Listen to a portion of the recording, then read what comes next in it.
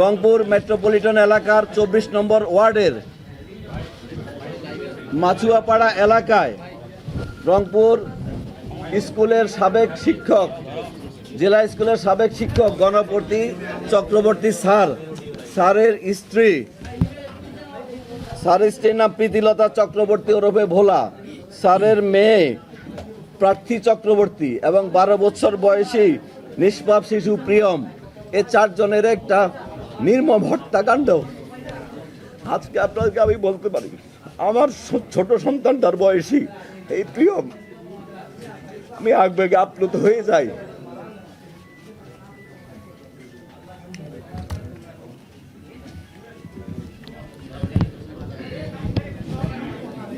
এই হত্যাকাণ্ডের পরে আমাদের রংপুর মেট্রোপলিটন পুলিশ, আমাদের সিআইডি টিম, এখানে সুমিত আছেন, আমাদের ডিবির নরেশ, আমাদের এডিশনাল কমিশনার নরেশ আছেন, আমাদের সনাতন ডিবির টিম সহ আমাদের পুলিশের সকল সংস্থা, গোয়েন্দা সংস্থা, মিডিয়া কর্মী, সমাজকর্মী সকলের সম্মিলিত প্রচেষ্টায় আমরা অত্যন্ত অল্প সময়ের মধ্যে এই তথ্যটা উদ্ঘাটিত করতে সক্ষম হয়েছি।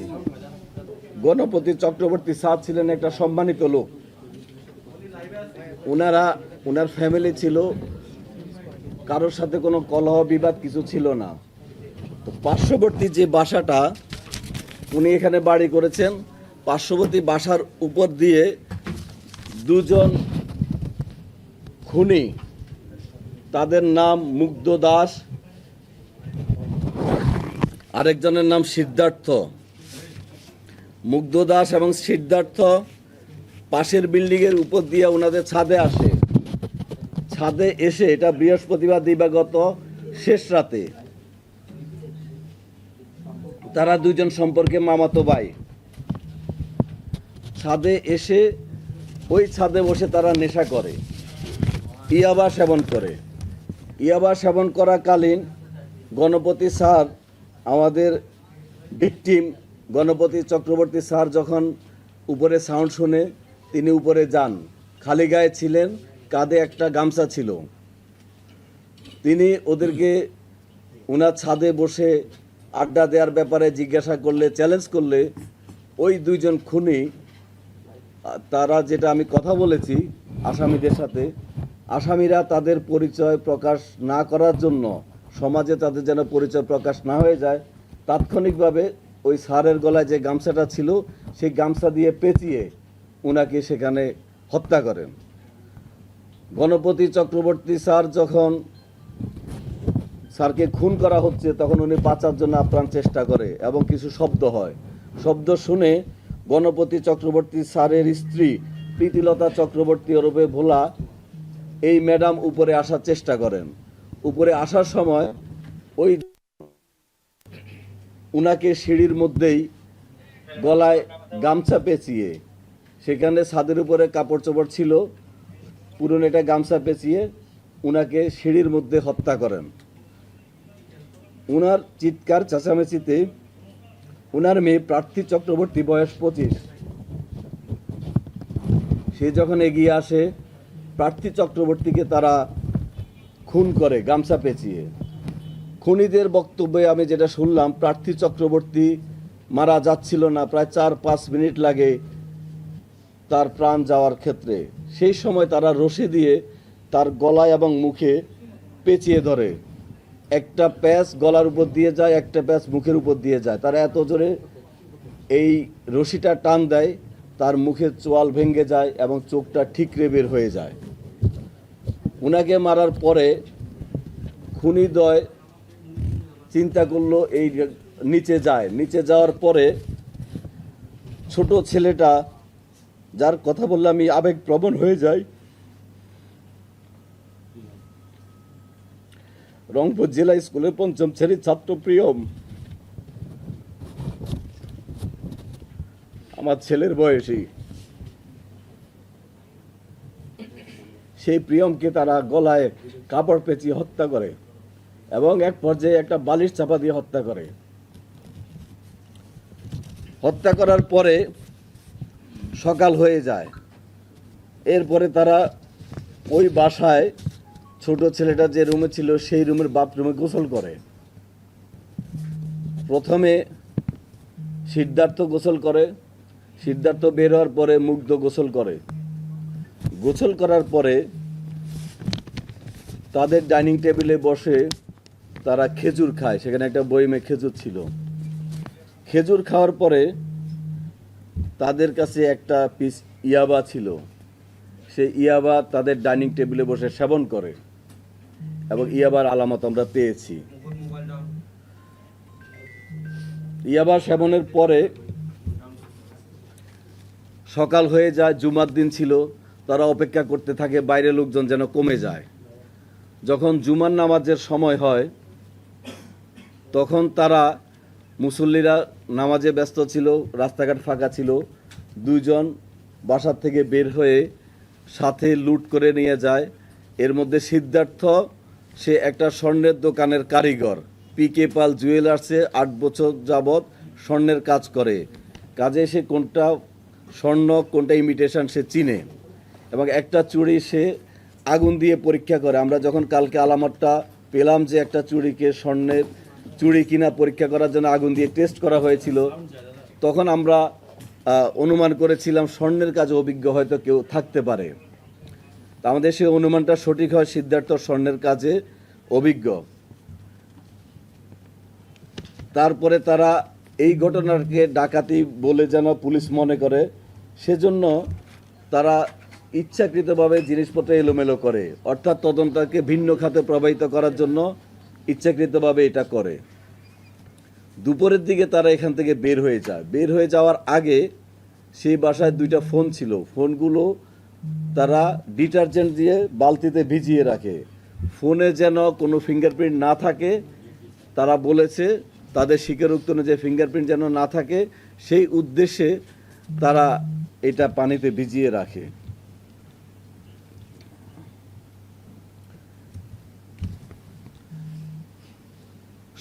বৃহস্পতিবার দিবাগত রাত্রে, অর্থাৎ শুক্রবার ভোর রাত থেকে শুরু হয়ে এই ঘটনাটা তারা সারাদিন ঘটায়। তারপরে তারা যাওয়ার সময় এই যে আমরা কিছু স্বর্ণ অলংকার ওদের দেখানো মতো উদ্ধার করেছি, এগুলো তারা নিয়ে যায়। নিয়ে ওরা মন্দিরের পিছনে একটা পরিত্যক্ত বাড়ির পরিত্যক্ত জায়গায় সেখানে রেখে দেয়। তাদের দেখানো মতে আজকে এই আলামতগুলা জব্দ করা হয়। মুগ্ধের মামাতো ভাইয়ের ছেলে সিদ্ধার্থ, অর্থাৎ তারা দুইজনে আত্মীয়। আর এই ঘটনা ঘটানোর আগে তারা একটা বাসায় বসে ইয়াবা সেবন করে, সেটা হলো সীমান্তের বাসায়।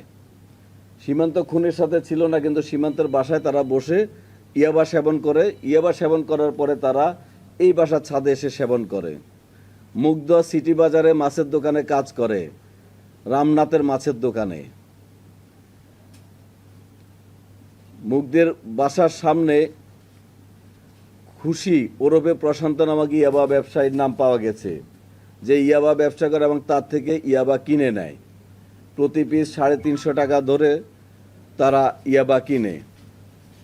এবং যে বিল্ডিংটার উপর দিয়ে তারা ওখানে যাওয়া আসা করে, সেই বিল্ডিং হলো দেবুদের বিল্ডিংয়ের উপর দিয়ে যাওয়া আসা করে।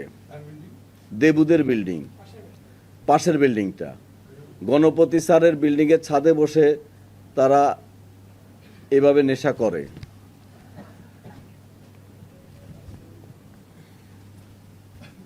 স্যারের ওয়াইফকে তারা কাকি বলে সম্বোধন করত। তো ছোট ছেলেটাকে মারার কারণ হলো সিদ্ধার্থের একটা ছোট ভাই আছে অপূর্ব। অপূর্ব এই খুন হওয়া নিষ্পাপ শিশু প্রিয়মের সাথে খেলাধুলা করে এবং প্রিয়ম এই খুনিদেরকে চিনে। প্রিয়ম এবং অপূর্ব ছোট ছোট শিশু, তারা বন্ধু বান্ধব একসাথে খেলাধুলা করে। তখন সিদ্ধার্থ সিদ্ধান্ত নেয় যে প্রিয়মকে দুনিয়া থেকে সরায় দিবে।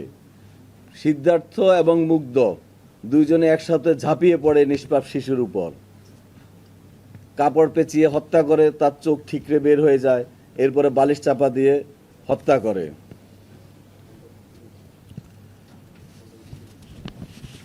তারপরে আমি যেটা আগে বলেছি, তারা খুনের পরে গোসল করে গোসল করে ওখানে বসে খেজুর খায়, ওখানে বসে ইয়াবা খায়।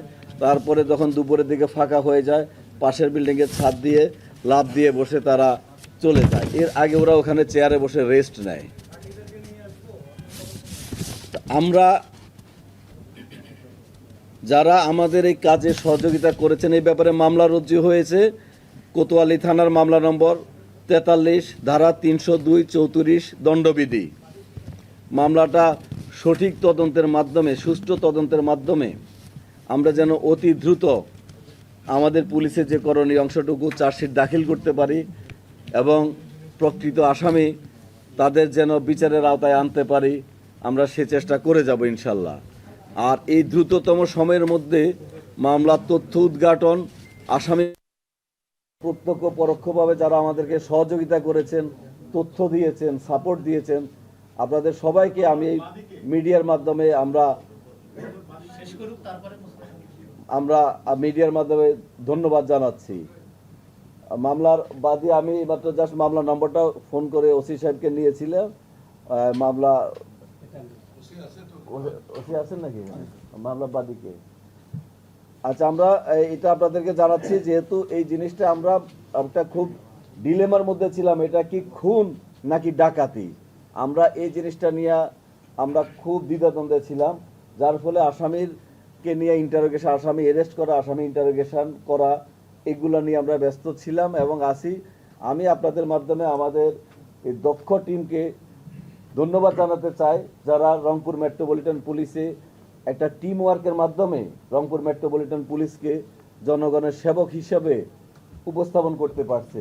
এই দ্রুততম সময়ে এরকম একটা চাঞ্চল্যকর ঘটনার তথ্য উদ্ঘাটন করা, আমি মনে করি এটা আমাদের সহকর্মী যারা আছেন, যারা এই কাজে যুক্ত আছেন, যুক্ত হয়েছেন, যারা আজকে এই তথ্যটা উদ্ঘাটিত করেছে, তাদেরকে আমি ধন্যবাদ জানাবো। আপনাদের মাধ্যমে আমি ধন্যবাদ জানাই এবং আমি আপনাদের মাধ্যমে অনুরোধ করব, আগে আমি রংপুরে জয়েন করার পরে আপনাদের সাথে কথা বলেছি, মাদক এই রংপুরতে এটা অনেক বড় সমস্যা। আমি খুব চেষ্টা করে যাচ্ছি, আমাদের সহকর্মীরা চেষ্টা করে যাচ্ছেন, বাট মাদক নির্মূলের ক্ষেত্রে আমাদের সকলকে হেল্প করতে হবে, সমাজের সবাইকে যার যার অবস্থান থেকে হেল্প করতে হবে। এই যে 1 পিস 2 পিস ইয়াবা বিক্রি হয়, বাসায় বসে সেবন করে অনেকে, হয়তো এটা আমাদেরকে না জানালে আমরা জানতেও পারি না। তো আমরা এই যে আলামতগুলো আপনারা দেখছেন, আর আমরা যদি দরকার হয় 2 দিন পরে আবার আমরা আপনাদেরকে আমাদের তদন্তের অগ্রগতি আমরা জানাবো। এটা হলো বখাটে যুবকরা অনধিকার প্রবেশ করে ওনার বাসায় তারা মাদক সেবন করতেছিল বা আড্ডা দিচ্ছিল, আড্ডার পরে মাদক সেবনও করতেছিল। গণপতি স্যার এটা বাধা দেওয়ার কারণে সেই বখাটে যুবকরা পরিকল্পিতভাবে এবং এরা সবাই একই এলাকার আত্মীয় স্বজন, তারা ওনাকে খুন করে। তারা যারা খুনি, এই খুনি মুগ্ধ এবং সিদ্ধার্থ, এরা গণপতি স্যারকে স্যার বলতেন, গণপতি স্যারের নিহত স্ত্রীকে কাকি ডাকতেন। আর মেয়েটার ব্যাপারে কথা হয়েছে, তার সাথে খুব একটা কথা হতো না। ছোট বাচ্চাটাকে তারা প্রিয়ম নামে ডাকতো এবং খেলাধুলা করতো তাদের ছোট ভাইদের সাথে। এরা সবাই একই এলাকার পাশাপাশি এলাকা। খুনি দুজনেই পেয়েছি, তাদের স্বীকারোক্তি আমাদের দুজনেই অ্যারেস্ট হয়েছে। গ্রেপ্তারটা আমরা আজকে ভোরবেলায় গ্রেপ্তারটা করেছি। আজকে ওরা যেখানে, আমি যেটা বুঝলাম যে নিয়মিত মাদক সেবন করতো না, ওরা যেখানে নির্মাণাধীন বিল্ডিংগুলা সুযোগ পায়, নেশাগ্রস্তরা সেখানে যায়, আড্ডা দেয়। এটা একটা চাঞ্চল্যকর মার্ডার, 4 জন মার্ডার হয়ে গেছে। সেখানে আমরা যে কোনো আসামিকে আমরা গ্রেপ্তার দেখানোর ক্ষেত্রে আমরা যথেষ্ট সতর্কতা অবলম্বন করে আমাদেরকে প্রতিটা পদক্ষেপ ফেলতে হবে। এখানে প্রত্যেকটা জিনিস আমরা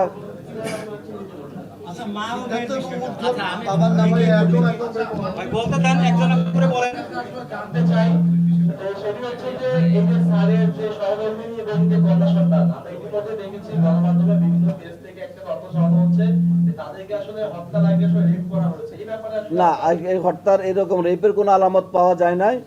আর উনি যেটা বলছে আমরা কিভাবে তাদেরকে শনাক্ত করেছি, আমরা যে বাসায় ঘটনাটা ঘটে সেখানে আমরা ইয়াবা খাওয়ার আলামত পেয়েছি। তখন আমরা সন্দেহ করি যে যারা ঘটনা ঘটিয়েছে ঘটনার আগে পরে হোক তারা ইয়াবা খেয়েছে, খেজুর খেয়েছে, খেজুরটার যে বিচি রয়েছে আমরা সেটা ডিএনএ টেস্টে দিয়েছি। এরপরে ফ্রিজ থেকে বের করে শশা খেয়েছে, শশা অর্ধ কামড় দেওয়া রয়েছে এবং তাদের বক্তব্যের সাথে এটা মিলে গেছে। তারা যখন খুন করে, খুন শেষ হওয়ার পরে তারা বলছে যে খুনিরা তাদের শরীর খুব উত্তেজিত ছিল, তখন তারা শশা বের করে শশা খায়, এরপরে তারা গোসল করে। এরপরে একটা চুড়ি পেয়েছি আমরা, একটা চুড়িকে আগুন দিয়ে টেস্ট করানো হয়েছে, এটা গোল্ড নাকি গোল্ড না। তার মানে যে গোল্ডের ব্যাপারে অভিজ্ঞ সেরকম লোক এখানে জড়িত থাকতে পারে। এইসব তথ্য উপাত্ত বিশ্লেষণ করে আমরা আমাদের কাজে অগ্রগতি হয়েছে এবং আমরা আসামি গ্রেপ্তার করতে সক্ষম হয়েছি। এই যে 4টা খুন হয়েছে, 4টা খুন একের পর এক হয়েছে। প্রথমে গণপতি চক্রবর্তী স্যারকে খুন করা হয়। স্যারের শব্দ পেয়ে, স্যারের গঙ্গানি শব্দ পেয়ে স্যারের ওয়াইফ প্রীতিলতা চক্রবর্তী ম্যাডাম যখন যাচ্ছিলেন তখন উনাকে খুন করা হয়।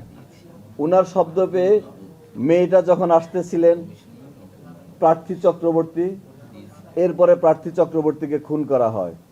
সবশেষে ঘুমিয়ে থাকা নিষ্পাপ শিশুটাকে খুন করা হয় এবং খুনগুলা একটার পর একটা করা হয়।